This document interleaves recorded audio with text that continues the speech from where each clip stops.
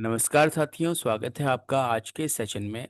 इससे पहले के 3 सेशन हमारे हिंदी भाषा को लेकर के किए गए हैं, जहां पर अलंकार, छंद और रस पर चर्चा की गई और प्रत्येक के 10-10 प्रश्न आपके समक्ष रखे गए हैं। आप वे तीनों ही वीडियोस देख सकते हैं। आज के सेशन में हम हमारे 10 प्रश्न जो शिक्षण अभिरुचि से संबंधित हैं उनको देखेंगे और उन पर थोड़ा सा चर्चा करने का प्रयास करेंगे। ये श्रृंखला पहले भी आपके सामने लाई गई थी वहां पर, लेकिन केवल प्रश्न ही आपको दिए गए थे जिनमें से ऑप्शन चूज करके आपको अ, अपना असेसमेंट करना था। ठीक है। आज का सेशन थोड़ा सा उससे ज़्यादा ब्रीफ रहेगा और उसमें क्या है कि हम थोड़ा बहुत बातें करेंगे और जानकारी लेंगे कि कोई ऑप्शन अगर सही है तो क्यों है, नहीं अगर सही नहीं है तो क्यों सही नहीं है। पहला प्रश्न आपकी स्क्रीन पर यह है, which of the following is a की कंपोनेंट ऑफ इफेक्टिव टीचिंग। निम्नलिखित में से कौन सा प्रभावी शिक्षण का एक प्रमुख घटक है? तो बताइए फिर कौन सा इसका उत्तर होगा। तो आंसर है इसका आपका एक्टिव एंगेजमेंट। अब ये एक्टिव एंगेजमेंट इसका उत्तर क्यों है, इसको समझ लेते हैं।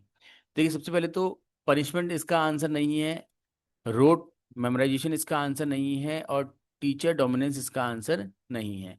क्यों नहीं है ये जान लेते हैं। किसी भी शिक्षण अधिगम प्रक्रिया में या फिर किसी भी ऐसी प्रक्रिया में जहां पर व्यक्ति कुछ सीखने का प्रयास कर रहा होता है, वहां पर अगर दंड होगा, पनिशमेंट होगा, तो भय का वातावरण बनेगा और भय के वातावरण में जो मस्तिष्क है वो पूर्ण रूप से विकसित नहीं हो पाता है। यही कारण है कि जो हमारे शिक्षाविद हैं उन्होंने पनिशमेंट को या दंड को सही नहीं माना है। रोट मेमोराइजेशन, रटने की जो प्रक्रिया होती है, वो किसी भी बच्चे में रचनात्मकता या कहें कि क्रिएटिविटी आदि को समाप्त कर देती है, क्योंकि जो कंटेंट हमारे पास है, जो पूर्व में लिखा गया है, हम उसी को अगर रटते हुए चलेंगे तो हम कोई नई खोज नहीं कर पाएंगे। तो इस वजह से शिक्षण अधिगम प्रक्रिया में रोट मेमोराइजेशन को सही नहीं माना गया है। फिर आता है एक्टिव एंगेजमेंट। एक्टिव एंगेजमेंट का मतलब होता है कि बच्चा जो कुछ सीख रहा है उस पर वो अपनी खोजबीन भी करे, शिक्षक द्वारा कही गई बातों को उसी रूप में स्वीकार ना करते हुए अपने कुछ प्रश्न भी रखे, और शिक्षक का ये दायित्व बनता है कि वो बच्चे द्वारा किए गए उन प्रश्नों के उत्तर सही रूप में दे ताकि बच्चे को समझ में आने लगे। ठीक है। तो कई बार क्या होता है कि क्लासरूम के अंदर टीचर्स जो होते हैं वो बच्चों के द्वारा किए गए प्रश्नों के उत्तर ना दे करके बच्चों को डांटते हैं और जो भी पढ़ाया जाता है उसको उसी रूप में रटने के लिए कहते हैं। इस प्रकार से शिक्षक कक्षा कक्ष के अंदर बच्चों के ऊपर हावी होने लगते हैं, बच्चों में भय का वातावरण होने लगता है, बच्चे डरने लगते हैं और अपने अंदर की जिज्ञासाओं को बच्चे आगे नहीं लेकर के आते हैं। ठीक है। तो ये होता है आपका टीचर डोमिनेंस। टीचर डोमिनेंस मतलब क्या है कि टीचर जो चाहेगा वो पढ़ाएगा, टीचर जैसे चाहेगा पढ़ाएगा। बच्चों को किसी प्रकार से कोई प्रश्न करने का ना तो अधिकार होगा और ना ही बच्चे अपने जिज्ञासाओं को सामने रखेंगे। ठीक है। तो टीचर डोमिनेंस भी सही नहीं। डोमिनेंस किसी भी स्तर पर किसी भी समाज के लिए सही चीज नहीं मानी जाती है, क्योंकि जहां पर डोमिनेंस होता है वहां पर व्यक्ति के अधिकारों का हनन होने की संभावनाएं हो जाती हैं। आगे बढ़ते हैं अगले प्रश्न की तरफ। प्रश्न संख्या 2। तो इसका उत्तर तो एक्टिव एंगेजमेंट बता ही दिया था आपको। नेक्स्ट क्वेश्चन है, learning is best described as. अधिगम को सबसे अच्छा कैसे वर्णित किया जा सकता है? तो क्या है अधिगम? जब हम अधिगम की बात करते हैं तो अधिगम क्या है? आपकी एक ऐसी प्रक्रिया है जो व्यक्ति के स्वभाव में, व्यक्ति के व्यवहार में दिन प्रतिदिन परिवर्तन लेकर के आती है। यानी कि हम अगर ऐसे कहें कि अधिगम व्यक्ति में होने वाले अपेक्षित परिवर्तन से मापा जा सकता है। ठीक है। तो ये इसकी एक ठीक ठाक परिभाषा हो जाती है। तो आगे देखते हैं हम इसमें ऑप्शंस क्या हैं। क्या ये एक पैसिव प्रोसेस होगी, एक निष्क्रिय प्रक्रिया होगी? ठीक है। पैसिव प्रोसेस से क्या मतलब होता है या निष्क्रिय प्रक्रिया से क्या मतलब होता है? जैसे आप अगर पढ़ रहे हैं, आपके सामने कोई निर्जीव वस्तु रखी गई है, जैसे कि बोतल है आपकी। अब बोतल में जो कुछ है, पानी है, जूस है, वो वैसा का वैसा ही रहेगा। आप जब तक उस बोतल को यूज ना करें वो बोतल में कोई बदलाव नहीं आएगा। यानी कि बोतल क्या है आपकी, निष्क्रिय है, वो कोई क्रिया नहीं कर सकती स्वयं से। बात समझ में आ रही है? तो निर्जीव वस्तुएं होती हैं जो अपने स्वयं से प्रक्रियाएं नहीं कर पाती हैं। अगर सजीव है, चाहे वो जानवर है चाहे वो मनुष्य है, वो कोई ना कोई क्रिया तो करेगा ही करेगा। ठीक है। और जब कोई क्रिया करेगा तभी कुछ सीख पाएगा। तो हम कह सकते हैं कि जो अधिगम है वो पैसिव प्रोसेस यानी कि निष्क्रिय प्रक्रिया नहीं है। फिर है दूसरा वन टाइम इवेंट, क्या एक ही बार होने वाली घटना है। अधिगम तो हर सेकंड हर मिनट होता रहता है, बच्चा हर सेकंड हर मिनट में कुछ ना कुछ सीख जाता है। आप अभी अगर ये वीडियो देख रहे हैं तो इसके बाद हो सकता है कि इनमें से कोई एक चीज आपने ना पढ़ी हो, या फिर कोई टॉपिक आपको थोड़ा सा पहले से मिसकंसेप्शन हो। तो हो सकता है ये वीडियो फिनिश होने के बाद, चाहे 5 मिनट बाद हो, 10 मिनट बाद हो, तो कुछ अधिगम आपका हो जाए, है ना। और आप वीडियो नहीं भी देख रहे हैं, यदि इसके बाद भी आप कुछ भी कर रहे हैं, आप कहीं बैठे भी हैं, तो वहां पर भी कुछ ना कुछ अधिगम आपका होता रहेगा। आप चाहे आंखें बंद करके बैठ जाए तो कोई विचार आपके मन में आ रहा होगा, आप आंखें खोल के बैठेंगे तो आपने चारों तरफ कुछ ना कुछ देख रहे होंगे, कुछ ऑब्जर्व कर रहे होंगे। तो ऑब्जर्वेशन वगैरह हमारा चलता रहता है, विचार हमारे मन में चलते रहते हैं, तो हर समय कोई ना कोई सीखने की प्रक्रिया होती है। इसलिए हम कह सकते हैं कि learning is not a one time event, ये एक बार होने वाली घटना नहीं है, तो निरंतर चलने वाली प्रक्रिया है। Is an active and continuous process, बिल्कुल ये एक सक्रिय है, देखो निष्क्रिय नहीं है तो सक्रिय है, ठीक है। एक बार होने वाली घटना नहीं है, तो ये लगातार होने वाली घटना है। तो ये आपका ऑप्शन नंबर सी इसका सही हो जाएगा, ठीक है। लास्ट ऑप्शन भी देख लेते हैं क्या है। ओनली टीचर लेड, केवल शिक्षक नेतृत्व, मतलब केवल टीचर ही होगा तभी लर्निंग होगी क्या? नहीं, बिल्कुल नहीं। अगर शिक्षक नहीं है तब भी अधिगम तो होता ही है। बस शिक्षक के होने से क्या होता है, उस अधिगम की मात्रा अधिक हो जाती है, उस अधिगम में गुणवत्ता आ जाती है, इतना ही होता है। उदाहरण के लिए, बच्चा अपने समूह के साथ खेल रहा है या घूम रहा है, तो वो अच्छी बातें भी सीख सकता है, गलत बातें भी सीख सकता है। जैसे बच्चा सिगरेट पीना सीख सकता है, गलत शब्दों का प्रयोग करना जिसको हम गाली गलौज स्लैंग लैंग्वेज बोलते हैं, वो सीख सकता है, ठीक है। अधिगम तो उनका भी हो गया, लेकिन शिक्षक अगर वहां पर उपस्थित होगा तो बच्चे को इस तरह की जो समाज के अंदर जो हम बोलते हैं कि सही नहीं मानी जाती हैं, है ना, ऐसी चीजों से दूर रख सकते हैं। मतलब बच्चे को हम, अगर वो गलत शब्द बोल रहा है तो हम उसको रोक सकते हैं कि ऐसा नहीं सीखना है। बच्चा सिगरेट पी रहा है या नशा कर रहा है तो उसको हम रोक सकते हैं कि ये काम नहीं करना है। तो टीचर इसलिए जरूरी होता है, ठीक है। बाकी टीचर के ना होने पर भी अधिगम तो होता ही है, तो ओनली टीचर लेट तो नहीं है आपका ये, ठीक है। आगे बढ़ते हैं, तो आंसर इसका है आपका an active and continuous process. मैं फिर से बोलना चाहूँगा कि ये जो वीडियो है ये हमारे उन साथियों के लिए है जो यूटेट की परीक्षा अभी देने ही वाले हैं, और जो शिक्षण अधिगम से संबंधित कुछ प्रश्नों को जानने या फिर उनके बारे में समझना चाहते हैं, तो उनके लिए एक अच्छा वीडियो ये होगा, यानी कि एक अच्छा सेशन होगा। तो उनको ज़रूर देखना चाहिए और अपने साथियों को भी शेयर करना चाहिए, ठीक है। आगे बढ़ते हैं। चिल्ड्रन लर्न बेस्ट व्हेन, बच्चे सबसे अच्छा कब सीखते हैं? तो बताना है आपको। बच्चे सबसे अच्छा तब सीखते हैं जब they are force to memorise, जब उनको जबरन रटाया जाए। रटने पर तो सीखना होता ही नहीं ना, रटने पर तो क्या सीखा बच्चे ने? कोई व्यवहार परिवर्तन थोड़ी, बस इतना व्यवहार परिवर्तन हुआ कि आज से पहले उसने ये चीज नहीं रटी थी, जैसे पहाड़े रट लिए बच्चे ने। पहाड़े रट करके बच्चा कुछ बहुत बड़ा काम नहीं करने वाला है। इसीलिए वर्तमान समय में, पहले हम लोग जब छोटे थे, हम पढ़ा करते थे स्कूल में, वहां पहाड़े रटाए जाते थे, ठीक है। तो अब धीरे धीरे धीरे परिवर्तन आने लगा है कि अब आप देखिए विद्यालयों में पहाड़े नहीं रटाए जा रहे हैं बच्चों को, और मेंटल मैथ्स वगैरह करवाई जा रही है। जैसे अबेकस हो गया आपका, है ना, आपका वैदिक मैथमेटिक्स हो गया। इस तरीके से बच्चों की जो कैलकुलेशन है उनको और ज़्यादा स्ट्रेंथन करने का काम किया जा रहा है, ठीक है। तो इसी प्रकार से बच्चों को कविताएं रटा देने से बच्चों का साहित्य में बहुत ज़्यादा कहीं की अधिगम नहीं हो पाता है।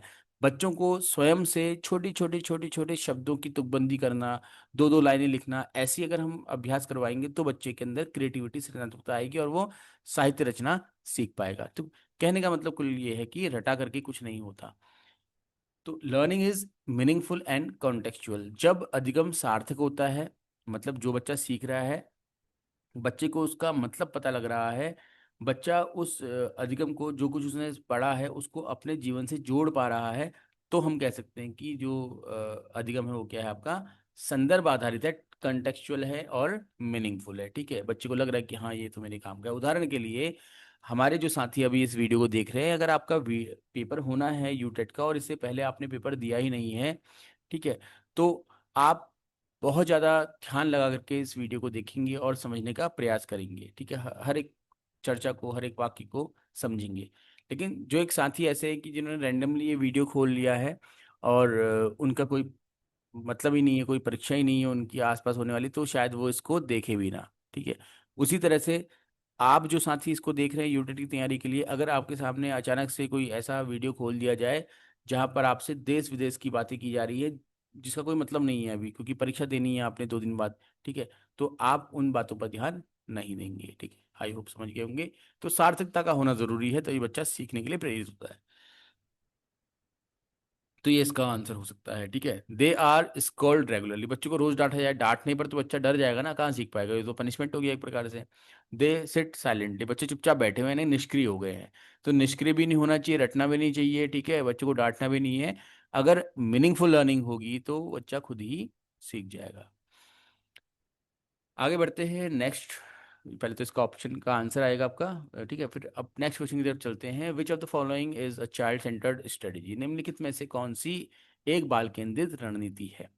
बाल केंद्रित मतलब कि जो बच्चों के मतलब की हो, बच्चों की सीखने लायक हो, ठीक है, जिससे बच्चे सीखने के लिए क्या है, उत्साहित हो। तो व्याख्यान विधि तो बड़ों के लिए होती है, हालांकि अब बड़ों के लिए भी ये थोड़ा सा सही नहीं मानी जाती है। व्याख्यान विधि किसी भी स्तर पर शिक्षण की एक सही विधि नहीं मानी जाती है। बस इसका एक लाभ ये होता है कि कम समय में, बिना किसी संसाधन के, आप कहीं पर भी व्याख्यान विधि के माध्यम से कुछ भी पढ़ा सकते हैं। उदाहरण के लिए, अगर आपको अपने किसी साथी को भारत के इतिहास के बारे में कुछ बताना है, या कि स्वतंत्रता संग्राम के विषय में कुछ बताना है जो 1857 में हुआ है, तो और आप ऐसे ही बैठे हैं रैंडमली फ्रेंड्स के साथ, तो वहां पर आप व्याख्यान देकर के, लेक्चर देकर के उनको समझा सकते हैं, अगर वो बड़े हैं तो। छोटे बच्चे हैं तो वो विजुअलाइज नहीं कर पाएंगे और नहीं सीख पाएंगे, ठीक है। तो इन दैट केस वो व्याख्यान विधि अच्छी है, लेकिन उन बच्चों के लिए भी जिनको आप बता रहे हैं, जो बड़े हैं, अगर इसकी जगह पर एक मूवी दिखा दी जाए उनको स्वतंत्रता संग्राम पर, तो वो ज़्यादा बेटर ऑप्शन रहेगा। तो व्याख्यान विधि तो सही नहीं है। डिक्टेशन भी सही नहीं है। डिक्टेशन क्या होता है, बच्चा सुनता और लिखता है, कोई बहुत अच्छा ऑप्शन नहीं है, ठीक है। फिर रोल प्ले, रोल प्ले यानी भूमिका निर्वाह, ये एक अच्छा ऑप्शन होता है। आधुनिक शिक्षण अधिगम प्रक्रिया में इसको बहुत अच्छा माना जाता है। क्यों अच्छा होता है बात करेंगे। रोट लर्निंग तो मैं बार बार बोलता आया हूँ अभी तक कि ये सही नहीं होता है, और ये आपको पता भी है। देखिए, जब हम बात करते हैं बाल केंद्रित रणनीति की, तो बाल केंद्रित रणनीति वो होती है जहां पर बच्चे को मल्टी सेंसरी एक्सपीरियंसेस मिलते हैं, यानी कि 5 हमारी जो ज्ञान इंद्रियां होती है ना, ठीक है, जैसे हम देखते हैं आंखों से, सूंघते हैं नाक से, सुनते हैं कान से, और हम स्वाद लेते हैं अपनी जीभा से, और अपनी त्वचा से हम स्पर्श लेते हैं। तो स्पर्श है, स्वाद है यानी टेस्ट है, और आपका सुनना है, लिसनिंग है, या हियरिंग कहिए इसको आप, और सूंघना है, स्मेल है, और देखना है यानी साइट है। तो ये 5 में से मैक्सिमम अगर हो जाए हमारे पास, तो बेस्ट तरीका होता है सीखने का। केवल कंटेंट को देख करके नहीं सीख सकता बच्चा, केवल कंटेंट को सुन करके नहीं सीख सकता, ठीक है। अगर देख भी रहा है, सुन भी रहा है, तो अच्छा सीखेगा, ठीक है। देखने और सुनने के साथ साथ अगर उसको वो जीवंत रूप में अनुभव कर रहा है, तो और बेहतर सीख पाएगा, ठीक है। एडगर डेल का कोन आपने पढ़ा ही होगा, इसको कोन ऑफ एक्सपीरियंस कहा जाता है। इसमें टॉप पे रखा गया आपका लाइव एक्सपीरियंस। तो रोल प्ले क्या है, कुछ इसी तरीके का है जो लाइव एक्सपीरियंस देता है। उदाहरण के लिए, अभी दशहरा आने वाला है, रामलीला आप देखेंगे, तो अगर बच्चे को हम केवल रामायण की कहानी सुना दें, तो क्या वो बेहतर सीख पाएगा। दूसरा ऑप्शन, जहां पर उसने सुना है, हाँ, दूसरा ऑप्शन, बच्चे को हमने किताब दे दी, उसमें रामायण की कहानी लिखी, बोला पढ़ो इसको, तो सिर्फ देख रहा है, तो क्या वो सीख पाएगा, ठीक है। तीसरा ऑप्शन है जहां पर बच्चे से कहा गया है कि तुम लोगों ने रामायण के कुछ पात्रों का अभिनय करना है और रामलीला मंचन करना है। तो जो व्यक्ति अभी तक केवल पढ़ रहा था, कहानी को सुन रहा था, अब जब वो पात्र का अभिनय करेगा, अगर कोई लक्ष्मण बन रहा है या कोई राम बन रहा है, वो राम बन करके वो राम के जितने संबंध हैं, चाहे सुग्रीव से हो, चाहे आपका जामवंत से हो, चाहे आपका सीता से हो, चाहे किसी से हो, अब उन संबंधों को समझने लग जाएगा, जो कि वो कहानी सुन करके या फिर किताब पढ़ करके नहीं सीख पाता। तो इसीलिए रोल प्ले को एक बेहतर ऑप्शन माना जाता है, ठीक है। और विशेषकर जो ह्यूमैनिटीज होती है, इतिहास वगैरह, वहाँ पढ़ने में रोल प्ले की बहुत बड़ी भूमिका होती है, ठीक है। तो रोल प्ले क्या है, आपका एक अच्छा ऑप्शन है सीखने के लिए बच्चों के। और जो बाल केंद्रित रणनीति का मतलब है कि जितने अधिक सेंस ऑर्गन्स इन्वॉल्व हो सकें, ध्यान रखना है। बहु इंद्रिय अनुभव इसको बोलते हैं। आगे बढ़ते हैं। Learning becomes more effective when. तो अधिगम अधिक प्रभावी तब बनता है जब, कब बनता है बताइएगा आप? कि जब इट हैपन्स इन आइसोलेशन, एकांत में होता है। आप अकेले बैठ करके पढ़ रहे हैं, कुछ सीख पाएंगे क्या? सीख तो जाएंगे, लेकिन क्या बेहतर सीख पाएंगे? इसकी कोई गारंटी नहीं है। लर्नर्स कोलैबोरेट एंड इंटरेक्ट, जब अधिगमकर्ता आपस में सहयोग करते हैं और बातचीत करते हैं। हाँ बिल्कुल। जब आप अपने साथियों के साथ बातचीत कर रहे हैं, वो साथी जो आपके साथ सीख रहे हैं कुछ, ठीक है, तो उस केस में क्या होता है कि आपकी जो बातचीत है उसका केंद्र क्या है? आपका अधिगम ही है। और हर व्यक्ति के सीखने की जो टेंडेंसी होती है डिफरेंट होती है। तो आप एक दूसरे से बातचीत करके अपने जो भी डाउट्स होते हैं उनको क्लियर करते हैं, आपके साथी आपसे अपने डाउट्स क्लियर करते हैं, इस प्रकार से सीख जाते हैं। तो ये एक अच्छा ऑप्शन है। ये नहीं कह रहा हूँ कि ऑप्शन नंबर 20 का आंसर होगा, बट फिलहाल के लिए ऑप्शन नंबर सी की तरफ चल रहे हैं। तो स्टूडेंट्स आर क्वाइट, यानी बच्चे चुप रहते हैं, चुप रह करके नहीं सीख आते, निष्क्रियता हुई नहीं। तो बच्चे निष्क्रिय हैं या चुप रहते हैं, तो ये नहीं है तरीका सीखने का। ओनली टीचर टॉक, केवल शिक्षक बोलता है, तो ये भी तरीका नहीं है। Option B is right answer. तो ऑप्शन बी इसका सही उत्तर हो जाएगा। देखिए, भले ही हमें पता हो कि हाँ इसका ऑप्शन तो बी ही था, लेकिन ये ज़रूर ध्यान में रखिएगा कि जो बातचीत हो रही है उसमें कई सारे और बातें भी ध्यान में आ रही हैं, सीखने को मिल रही हैं। यानी कि अगर पहले किसी ने नहीं पढ़ा है तो जो पढ़ के आए हैं उनके लिए तो कुछ ऐसा कुछ नया नहीं है ना? तो जैसे अभी इससे पहले हमने बहु इंद्रिय अनुभव की बात करी, हमने बात करी एडगर डेल का कौन जो था उस पर, ठीक है। तो बातें जब होती हैं तो कई सारे जो विषय है वो भी निकल के आते हैं, और चर्चा में तो कुछ ना कुछ नया नया डिस्कस होता ही रहता है। According to Vygotsky, learning occurs, Vygotsky के अनुसार अधिगम कब होता है बताइए? इंडिविजुअल ओनली, व्यक्तिगत रूप से होता है। Through reward and punishment, Vygotsky के अनुसार बताना है आपको, ठीक है। अब अपने अभी तक तो आप जो बता रहे थे वो कहीं ना कहीं हमारी समझ के अनुसार भी होता है, जो अभी तक हम बात कर रहे थे, लेकिन अब वाइगोस्की का नाम जुड़ गया तो वाइगोस्की ने क्या क्या है कहा है याद रखना है। तो वाइगोस्की का एक सिद्धांत है जिसको हम बोलते हैं theory of cognitive development through social and cultural interaction, यानी कि सामाजिक और सांस्कृतिक अंतःक्रिया के माध्यम से संज्ञानात्मक विकास, ठीक है। उसको हम एक नाम दे देते हैं कि सामाजिक एवं सांस्कृतिक विकास का सिद्धांत, ठीक है। हालांकि ये थोड़ा सा गलत है ये नाम। विकास का सिद्धांत तो मतलब वो क्या है? आपका संज्ञानात्मक विकास का सिद्धांत है, लेकिन उस संज्ञानात्मक विकास के सिद्धांत का आधार है समाज और संस्कृति। तो ये सोशल इंटरेक्शन इसका आंसर हो जाएगा, क्योंकि थ्योरेटिकल है, फैक्चुअल है, तो इसमें कुछ ज़्यादा समझने वाला है भी नहीं, ठीक है। रिवार्ड एंड पनिशमेंट की जब बात करेंगे तो रिवॉर्ड एंड पनिशमेंट आपका कौन है बताइए? चलिए आप ही, BF स्किनर के द्वारा कहा गया, उसमें भी उन्होंने पनिशमेंट वर्ड यूज नहीं किया, उन्होंने पनिशमेंट को थोड़ा सा अवॉइड ही करने की बात की है, ठीक है। उन्होंने नेगेटिव एंड पॉजिटिव रेनफोर्समेंट की बात की है थ्रू सोशल इंटरेक्शन। तो नेक्स्ट क्वेश्चन की तरफ चलते हैं, question number 7। The home environment influences learning through, घरेलू वातावरण अधिगम को कैसे प्रभावित करता है बताइए? घर पर बच्चा कैसे सीखता है? सबसे अधिक बच्चा घर पर सीखता है, याद रखिएगा। कोई बच्चा अगर बहुत अच्छा है पढ़ने में तो उसके शिक्षक को उसका श्रेय मिलना चाहिए, इस बात में कोई दो राय नहीं है। लेकिन शिक्षक से ज्यादा श्रेय मिलना चाहिए उसके परिवार के वातावरण को, क्योंकि परिवार के वातावरण में बच्चे के अंदर सकारात्मकता नकारात्मकता आती है किसी भी व्यवहार के लिए, ठीक है। तो अगर उसके अंदर सीखने के प्रति सकारात्मकता है, कहीं ना कहीं उसके माता पिता उसके परिवारजनों का उसमें बहुत बड़ा रोल है। प्रोवाइडिंग प्रेशर, कि दबाव में डालते हैं क्या पेरेंट्स? नहीं तो। अब वो पेरेंट्स भी होते हैं जो बहुत दबाव डालते हैं, यार पढ़े पढ़ ले बेटा नहीं तो फिर स्कूल से निकाल दूंगा निकाल दूंगी स्टेप से, या मारते पीटते, वो नहीं। क्रिएटिंग फेयर भी नहीं होना चाहिए इसमें। एनकरेजमेंट एंड लैंग्वेज एक्सपोजर, घर पर बच्चे को प्रोत्साहन मिलता है, याद रखिएगा कि एक टीचर, हालांकि टीचर बहुत मतलब अच्छे और बुरे की तो बात ही नहीं है, टीचर अगर है तो वो अच्छा ही होगा ऑब्वियसली।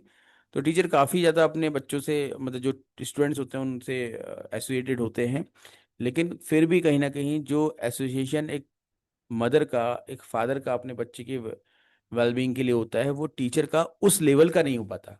होगा, ठीक है, उस लेवल का नहीं होगा, है ना।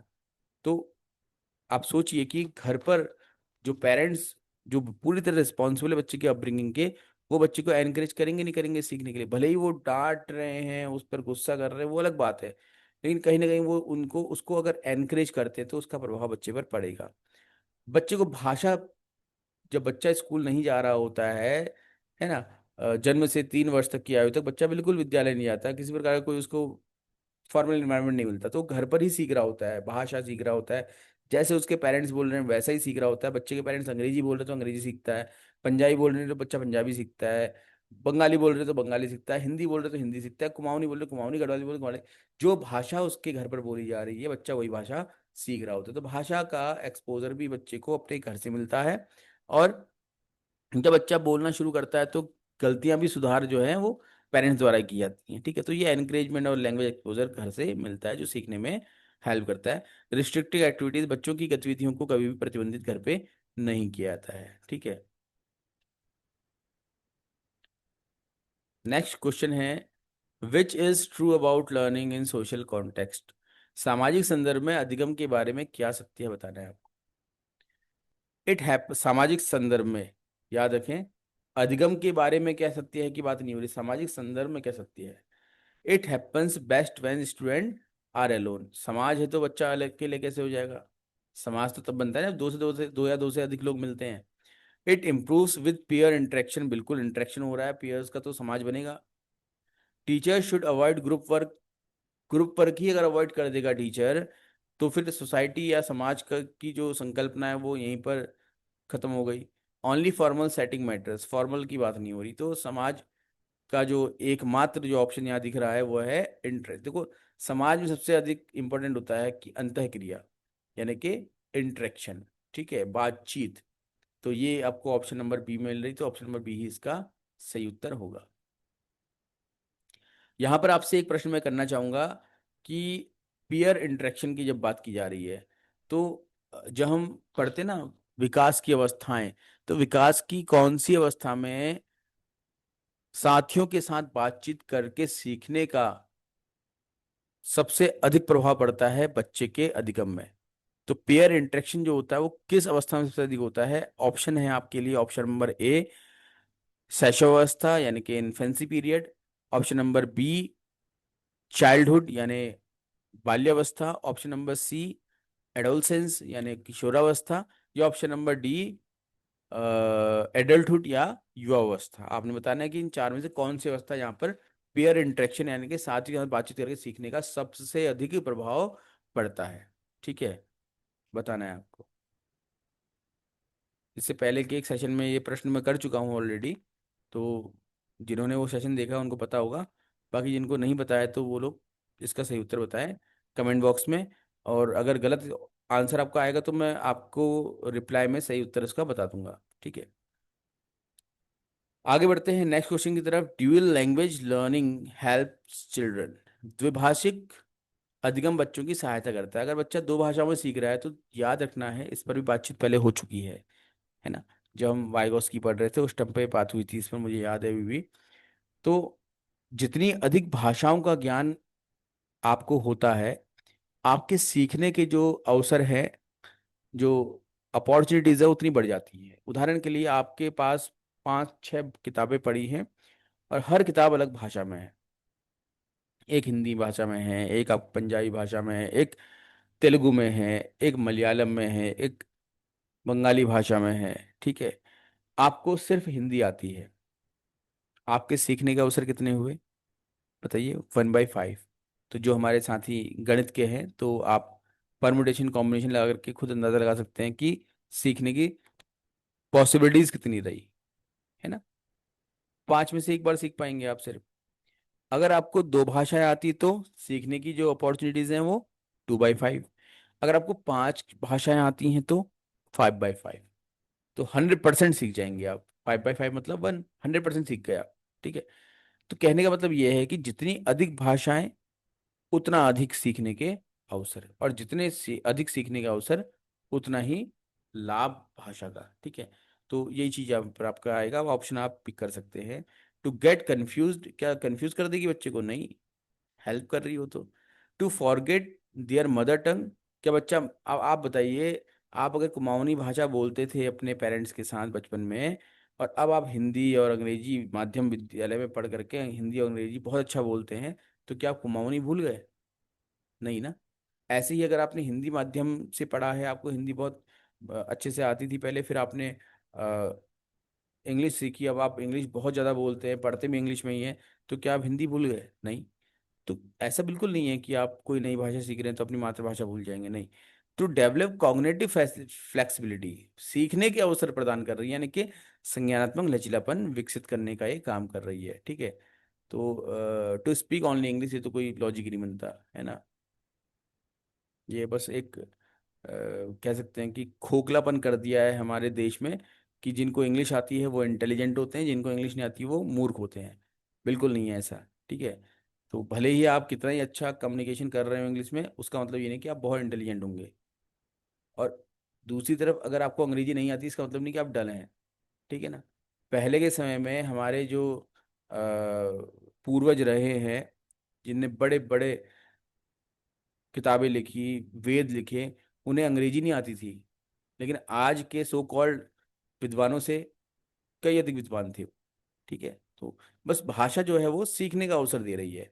म, स्वामी विवेकानंद जी को अंग्रेजी आती थी, लेकिन वो अंग्रेजी के दम पर विद्वान नहीं बने थे, ठीक है ना। वो वेद पढ़ करके वो अपनी जो मातृभाषा है उस पे विचार करके ही विद्वान बने। आप भी अगर विचार करने बैठते हैं तो विचार आपकी अपनी मातृभाषा में ही आता है। कभी भी आप ध्यान दीजिएगा, आप कितने बढ़िया स्पोक पर्सन है इंग्लिश के, जब आप कोई थॉट प्रोसेस में होंगे तो आपके थॉट्स जो होंगे वो अपनी मदर टंग में आ रहे होंगे, ये आप गारंटी के साथ लिख के ले लीजिए, ठीक है। अगर आपकी मदर टंग इंग्लिश है, बचपन से आपने इंग्लिश ही सुनी है, इंग्लिश ही बोली है, तो ही आपके थॉट्स इंग्लिश में आएंगे। अदरवाइज आपकी मदर टंग में ही आपके थॉट्स आती है। बहुत बड़ा एग्जाम्पल है कि हमारे जो विचार क्षमता होती है वो हमारी मातृभाषा में होती है, ना कि कोई विदेशी भाषा में। तो अपनी भाषा का सम्मान करें, और जो आपकी भाषा बोलता है जानता है उसका भी सम्मान करें। आगे बढ़ते हैं। Which approach supports dual language learners best, द्विभाषिक अधिगमकर्ताओं के लिए कौन सा दृष्टिकोण सबसे अच्छा होता है? फिर से द्विभाषिक अधिगमकर्ता वाली बात आई, तो जो बातचीत अभी हुई थी उस पर ही आते हैं। इंग्लिश ओनली क्लासरूम, केवल अंग्रेजी कक्षा, तो फिर दो भाषाएं कहाँ से हुई? एक ही कक्षा, एक ही तो भाषा की बात हो रही है। ट्रांस लैंग्वेज, ठीक है, एंड कोड स्विचिंग, भाषा संक्रमण और कोड स्विचिंग। क्या मतलब होता है इसका? कि आप जब दो भाषा जान रहे हैं तो आपने जो अंग्रेजी में पढ़ा, उदाहरण के लिए अंग्रेजी और हिंदी की बात करते हैं, अंग्रेजी जो आपने पढ़ा उसका आप ट्रांसलेट करके हिंदी में उस पर विचार करके और अपने विचारों को समृद्ध बना रहे हैं, है ना। और या फिर अपने विचार आपके जो आ रहे हैं हिंदी में उनको ट्रांसलेट करके आप अंग्रेजी में बना दे रहे हैं। तो इस प्रकार से आप कह रहे हैं कोड स्विचिंग आप कर पा रहे हैं, ठीक है। तो ये इसका एक ऑप्शन हो सकता है। अवॉइडिंग नेटिव लैंग्वेज, मातृभाषा से परहेज, बिल्कुल नहीं। इग्नोरिंग कल्चरल बैकग्राउंड, बिल्कुल भी नहीं। तो ऑप्शन नंबर बी इसका सही उत्तर हो जाएगा, ठीक है। तो इस प्रकार से आंसर हो गया इसका ऑप्शन नंबर बी, ठीक है। तो ये एक सेशन था, इससे पहले ये प्रश्न आपके समक्ष रखे गए थे, और उस वीडियो में मैंने आपसे कहा था कि आज आप सिर्फ प्रश्नों को पढ़िए, उनके उत्तर दीजिए, और नेक्स्ट सेशन हम लेकर के आएंगे जहां पर इन प्रश्नों के साथ साथ इनके ऑप्शंस का भी एक्सप्लेनेशन देने का प्रयास किया जाएगा। तो उम्मीद करता हूं कि ये सेशन आप लोगों को कहीं ना कहीं बेनिफिट दे रहा होगा, और आने वाले और सेशन भी आप लोगों के लिए और अधिक बेनिफिशियल होंगे, ठीक है। तो इसी आशा के साथ आज का ये सेशन समाप्त करते हैं। आपका दिन शुभ हो।